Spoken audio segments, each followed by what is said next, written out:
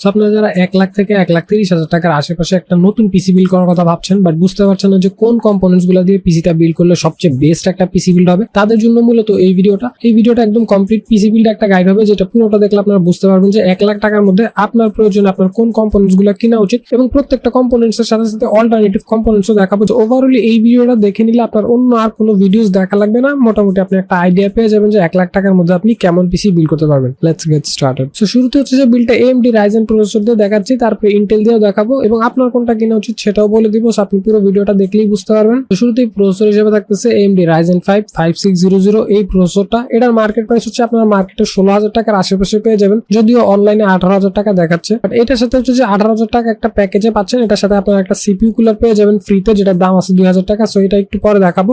এই প্রসেসরটার সাথে আপনার 3.5 GHz এর ক্লক স্পিড পাবেন, যেটা হচ্ছে 4.4 পর্যন্ত বুস্ট হবে। সো বুঝতেই পারতেছেন আপনাদের ডে টু ডে টাস্কগুলো ইজিলি হবে এবং এটা একটা 6 কোর এবং 12 থ্রেড প্রসেসর। মোটামুটি বাজেটের মধ্যে অর্থাৎ 16,000 টাকার আশেপাশে একটা বেস্ট প্রসেসর এটা। দেন এই প্রসেসরটার সাথে আপনার একটা CPU কুলার ফ্রি পাবেন, সেটা হচ্ছে ডিপকুল গ্যামাক্স এর AJ400। এটার প্রাইস হচ্ছে অ্যারাউন্ড মার্কেট থেকে কিনলে 2200 টাকায় পাবেন, বাট এটা হচ্ছে যে এই বিলটার সাথে আপনি একদম ফ্রিতেই পেয়ে যাবেন। এবং দেখতেই পারতেছেন মোটামুটি রেইনবো RGB একটা ফ্যান এবং এই কুলারটা ইউজ করলে হচ্ছে যে এই প্রসেসরটা আরো এফিশিয়েন্টলি কুল ডাউন থাকবে এবং সাথে সাথে রেইনবো RGB থাকাতে আপনার পিসির বিল্ডের লুকটাও একটু ইনক্রিজ হবে। দেন আপনি যদি চান যে আপনার পিসিকে আপনি অ্যাস্থেটিক্যালি বেশি প্রায়োরিটি দিবেন, একটা লিকুইড কুলার ইউজ করবেন, পিসিটা যাতে সাইলেন্টলি চলে এবং প্রসেসরটা যাতে আরো ঠান্ডা থাকে, সাথে সাথে আপনি যাতে ওভারক্লকিং ও ট্রাই করতে পারেন, তাহলে হচ্ছে যে আপনি এই লিকুইড কুলারটা ট্রাই করতে পারেন। এটা হচ্ছে deep cooler LE500 CPU cooler, price হচ্ছে মাত্র 5,300 টাকা। 240 mm এর একটা লিকুইড কুলার পেয়ে যেতেছেন মাত্র 5,300 টাকা এবং বেশ ভালো লুকসও পেয়ে যেতেছেন এবং ডিপ কুল মোটামুটি এখন একটা আপরাইজিং প্রিমিয়াম ব্র্যান্ড। মাদারবোর্ড হিসেবে যেটা চুজ করছি একটু expensive motherboard MSI MPG B550, এটার প্রাইস হচ্ছে অ্যারাউন্ড 16,900 টাকা। 17,000 টাকার এই মাদারবোর্ডটা কিন্তু ATX একটা মাদারবোর্ড এবং দেখতে পারতেছেন দেখতে একদম প্রিমিয়াম একটা মাদারবোর্ড। জায়গায় জায়গায় হিটসিং দেওয়া আছে, VRM এর উপরে বিশাল একটা heat sink, PCI Gen 4 SSD support পাবেন এবং এটার উপর একটা হিটসিং পাবেন, সাথে সাথে 4টা RAM স্লট পেয়ে যাবেন। এবং যেহেতু মাদারবোর্ডটা খুবই ভালো মানের একটা মাদারবোর্ড এবং এই মাদারবোর্ডটা কিন্তু ওভারক্লকিং সাপোর্ট করে, আপনারা কিন্তু এই প্রসেসরটাকে ওভারক্লকও করতে পারবেন। সাথে সাথে যদি ভালো একটা এয়ার কুলার নিয়ে আনেন তাহলে কিন্তু আরো একদম এফিশিয়েন্টলি সেফলি ওভারক্লক করতে পারবেন। বাট আপনি যদি বাজেট একটু সেভ করতে চান তাহলে হচ্ছে আপনি গিগাবাইটের এই B450M অরা সিরিজটাও দেখতে পারেন, এটার প্রাইস হবে 14,500 টাকা। এটাও কিন্তু বেশ ভালো মানের প্রিমিয়াম একটা মাদারবোর্ড, এখানেও ভালো হিটসিং পাবেন, এখানেও 4টা RAM স্লট পাবেন,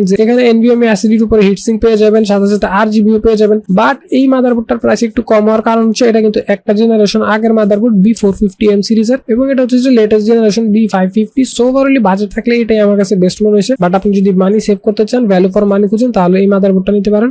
এখন কথা হচ্ছে যে আমরা যদি সেম বিলটা ইন্টেল দিয়ে করতে চাই তাহলে হচ্ছে কি প্রসেসর চুজ করব। সেম বিলটা আপনারা ইন্টেল দিয়ে বিল্ড করতে পারবেন, বাট সেই ক্ষেত্রে আপনাদের হচ্ছে যে 10 থেকে 12,000 টাকা এক্সট্রা স্পেন্ড করতে হবে, যেহেতু আপনারা জানেন যে ইন্টেলের প্রসেসরের দামও বেশি, মাদারবোর্ডের দামও বেশি। এবং আপনারা যদি ইন্টেল দিয়ে বিল্ড করতে চান সেই ক্ষেত্রে আপনারা প্রসেসর হিসেবে নেবেন ইন্টেল কোর i5 12400। এটার প্রাইস হচ্ছে অ্যারাউন্ড 23,500 টাকা। এটা কিন্তু সিমিলার 6 কোর 12 থ্রেডের একটা প্রসেসর, বাট আপনারা যদি প্রসেসরের পাওয়ার হিসেবে চিন্তা করেন তাহলে এই প্রসেসরটা একটু স্লাইটলি পাওয়ারফুল এই প্রসেসরটা থেকে। আপনারা যদি স্লাইটলি পাওয়ার বুস্ট চান তাহলে হচ্ছে বাজেট বাড়া ইন্টেলও নিতে পারেন এবং এটা হচ্ছে একদম আপনার ইচ্ছা। দেন সেম প্রসেসরটার সাথে মাদারবোর্ড হিসেবে থাকছে MSI MAG H670 টমহক wifi motherboard, price হচ্ছে অ্যারাউন্ড 22,700 টাকা। তো এই সেম ক্যাটাগরির মাদারবোর্ড রাখতে গিয়ে হচ্ছে যে এই এক্সপেন্সিভ মাদারবোর্ডটা চুজ করা। এবং আপনারা জানেন যে ইন্টেলের লেটেস্ট জেনারেশনের মাদারবোর্ডগুলোর প্রাইস কিন্তু অনেক বেশি। এটা তো আপনারা বেশ ভালো মানের হিটসিং পেয়ে যাবেন VRM এর উপরে, এছাড়াও জায়গায় জায়গায় হিটসিং পেয়ে যাবেন, PCI Gen 4 SSD সাপোর্ট পাবেন, সেখানেও হিটসিং থাকবে, 4টা RAM স্লট থাকবে, 3 বছরের ওয়ারেন্টি থাকবে। বাট আপনার যদি বাজেটের তো না থাকে এবং ইন্টেলেরই নিতে চান সেই ক্ষেত্রে হচ্ছে আপনার বাজেটের 15-16,000 টাকার বোর্ডগুলো দেখতে পারেন, সেগুলোও খারাপ না,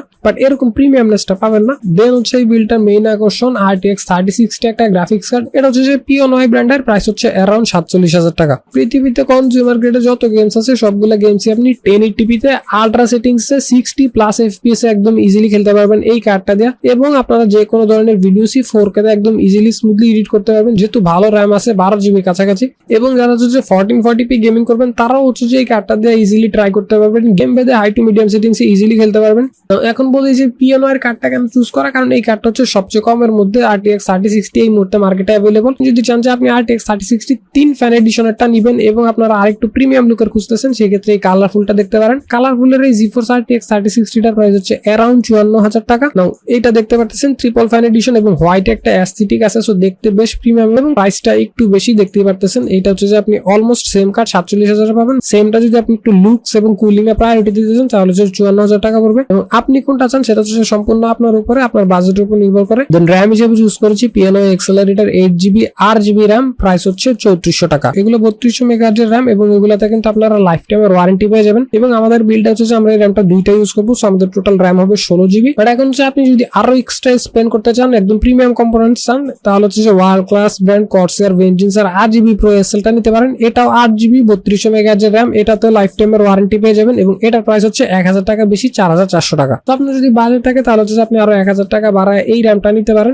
এসএসডি হিসেবে থাকতেছে HP X900 500GB SSD, price হচ্ছে 4400 টাকা। নাও বাংলাদেশের জাতীয় এসএসডিটা কিন্তু একটা NVMe এসএসডি এবং এই এসএসডিটা হচ্ছে 500GB এর মধ্যে সবচেয়ে কমে পাওয়া যেতেছে, মাত্র 4500 টাকার নিচে একটা 500GB NVMe এসএসডি পেয়ে যাচ্ছেন। এবং আমি মডার্ন বিল্ড গুলোতে কিন্তু অলওয়েজ এখন 500GB এসএসডি রিকমেন্ড করি, কারণ মডার্ন গেমস গুলোর সাইজ অনেক বাড়ছে, সেহেতু হচ্ছে লাইক GTA 5 110GB সাইজের গেমস। আপনারা যদি স্মুথলি গেম খেলতে চান তাহলে অবশ্যই চেষ্টা করুন 500GB এর একটা এসএসডি নিতে। নাও এই এসএসডিতে হচ্ছে আপনারা 1300 থেকে 21 Mbps এর রিড রেট স্পিড পাবেন এবং ডিসেন্ট একটা পারফরমেন্স পাবেন 4500 টাকার মধ্যে 500GB এসএসডি। আপনার যদি বাজেট থাকে, আপনি যদি চান আরো ভালো এসএসডি নিতে, সেক্ষেত্রে আপনারা একদম টপ টিয়ার এসএসডি Samsung 970 EVO Plus নিতে পারেন। এটাও 500GB একটা এসএসডি, বাট এটার প্রাইস পড়বে 7300 টাকা। এবং আপনি যদি বিদেশি সাইটে Amazon সার্চ করেন এই এসএসডিটা, দেখবেন যে এই এসএসডিটা মিনিমাম 30 থেকে 40,000 প্লাস মানুষ কিনছে এবং ম্যাক্সিমাম রিভিউ পজিটিভ। এবং এটাতে যেমন 1300 থেকে 21 Mbps এর রিড রেট পাবেন, এটাতে হচ্ছে আপনারা 3000 থেকে 3500 Mbps এর রিড রেট স্পিড পাবেন। সো বুঝতেই পারতেছেন কি ইনসেন লেভেলে পারফরমেন্স একটা বুস্ট পাবেন কিছু বাজেট বাড়ালে।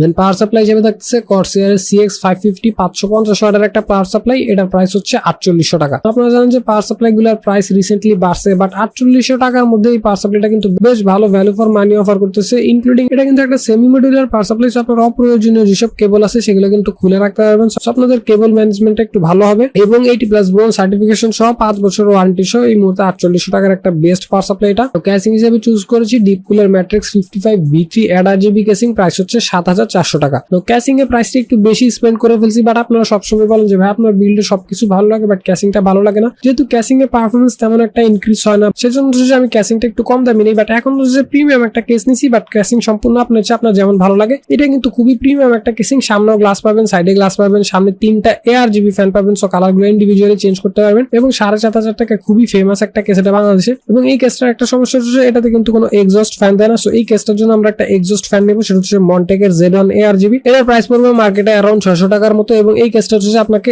এই জায়গায় লাগাইতে হবে এক্সস্টের কারণে, যাতে গরম বাতাসটা টেনে বের করে দিতে পারে। বাট আপনি যদি একটা কেসিং এর পিছনে 8000 টাকার মতো খরচ করতে না চান, তাহলে বাজেট অপশন আছে সেম ডিপকুল ব্র্যান্ডের ম্যাট্রিক্স 50 ARGB ফ্যান, এটা হচ্ছে 4500 টাকার মধ্যে পেয়ে যাবেন। এটাতে আপনারা 3টা ARGB ফ্যান পাবেন, সামনে এইটা পাবেন না, সামনে 3টা ARGB ফ্যান পাবেন। বাট এটা হচ্ছে অল ব্ল্যাক ডিজাইন এবং একটা জেনারেশন আগের কেস। এবং সম্পূর্ণ পিসিটা বিল করতে আপনাদের খরচ পড়বে অ্যারাউন্ড 1 লাখ থেকে 1,30,000 টাকার মধ্যে, ডিপেন্ডিং অন আপনি কোন ধরনের কম্পোনেন্টস দিয়ে বিল করতেছেন। আমি সব ধরনের অপশনসই দেখাই দিয়েছি, আপনি আপনার বাজেট এবং রিকোয়ারমেন্ট অনুযায়ী একদম ইচ্ছা মতো কম্পোনেন্টস চুজ করবেন। এবং এই ছিল ওভারঅলি 1 লাখ থেকে 1,30,000 টাকার মধ্যে একটা complete bill guide. Thanks for watching.